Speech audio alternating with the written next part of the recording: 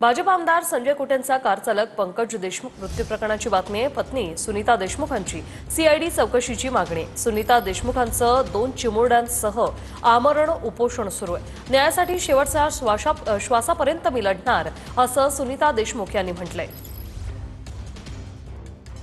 माझी मागणी आता सीआयडी तपासाचीच आहे। पोलीस प्रशासनाच्या तपासावर माझा थोडासाही विश्वास राहिलेला नाहीये, कारण की आता 4 महिने जवळजवळ आता 3.5 महिने तर झालेच झाले आणि मागील आठवड्यामध्ये जळगाव जामोदमध्ये अनेक मंत्री, खासदार, एमएलए वगैरे येऊन गेले, पण माझ्या प्रकरणाची दक्षता कोणीच घेतली नाही। जोपर्यंत पालकमंत्री, बुलढाणा जिल्ह्याचे पालकमंत्री स्वतः येऊन मला जोपर्यंत सीआयडीची मागणी मान्य करून देत नाही तोपर्यंत मी आता आमरण उपोषण सोडणार नाही। जे काही तपास आहे त्याच्यामध्ये असं स्पष्ट दिसत आहे की कोणताही घातपाताचा प्रकार आतापर्यंत निष्पन्न होत नाही।